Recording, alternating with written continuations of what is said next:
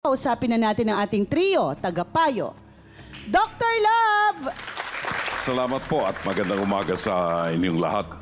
Ang purpose ni Kenneth ay manloko. Kasi sinimulan niya ang istorya sa panloloko. Dishonest.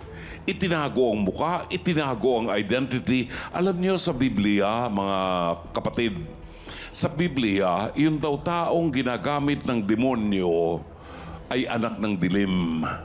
Ang anak ng dilim ayaw sa liwanag dahil makikita ang lahat ng maling ginagawa. In other words, kapag tayo kapatid ay nagtago sa kasinungalingan, natatakot tayong malaman ang katotohanan. At yun si Kenneth. Okay?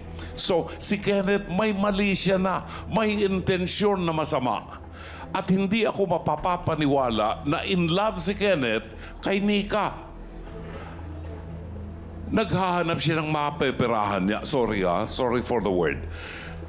Pera-pera lang to. Naghahanap siya ng mapeperahan. Kaya ako sinabi yun, sapagkat nagsimula siya sa mali. Nagtago siya eh. Di ba? Si Nika naman has been unfaithful sa kanyang ka-live-in. Nika, miski hindi kayo kasal, inaasahan yung pagiging tapat mo, loyal, faithful sa kinakasama mo. Ano man ang problema ninyo, pera, wala sa atin ang hindi na mo problema sa pera. Kami man, may problema rin kami sa pera. Pero nasusolusyonan yan. Ang masakit na ginawa mo, hindi ka naging tapat doon sa iyong kalivin. At kung kalivin mo man siya, kailangan yung mandatory yun. Yung relasyon may pagiging tapat, honesty. At yun ang dapat nating matutuhan. Maraming salamat, Mama Carla. Maraming salamat, Dr. Love. Pakinggan natin ngayon si Dr. Camille Garcia. Thank you, Mama Carls. Ano ba ang basihan bakit nai-in-love ba talaga ang isang tao nang hindi siya nakikita? Love can be something scientific. Ano ang scientific basis nito? Ang isang tao, pag na-in-love, or sabihin na natin kinilig, ganun, ang umaatake dyan, utak. So, ano ibig sabihin? Yung dopamine, yung serotonin, yung mga oxytocin, yung mga hormones na yan, na-stimulate. Kaya feeling natin, ang saya-saya natin, kinikilig tayo. Pero, hindi ito ang magproproseso ng ating nararamdaman.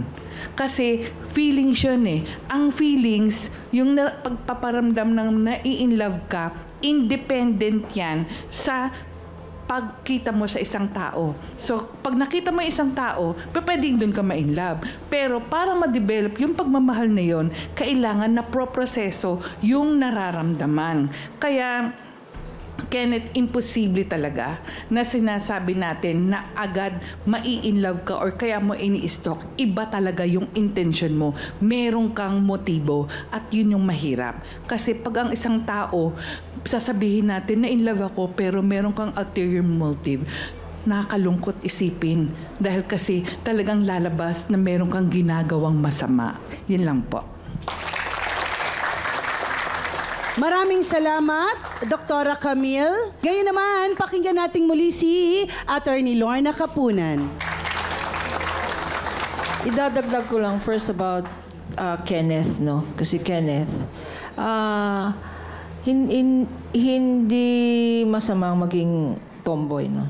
In fact, gwapo ka o maganda ka or whatever the definition, maganda ka or gwapo ka, pwede kang talagang magkaroon ng tunay na romantic relationship. Ngayon, last advice, ang catfishing, maliit ang hindi masyadong malaki ang penalty. Pero gateway yan. Bakit? Pag kilala mo na yung tao sa catfishing scam na yan, no? It starts as a romantic scam.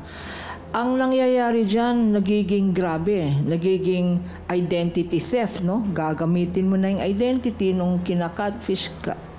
Identity theft, it leads to advance fee fraud. Kukuha ka ng pera, sasabihin mo, may gusto kong investment, tutulungan kita kasi mahal kita. May email fraud, credit card fraud, mail and wire fraud, tsaka worst is sick baby hawks, no? So, yung catfishing by itself, careful tayo kasi it will lead to bigger crimes. Electronic fraud na ang mangyayari dyan at hindi lang 6 months, pwedeng 10 to 12 years ang penalty. Maraming salamat, Attorney Lorna Kapunan.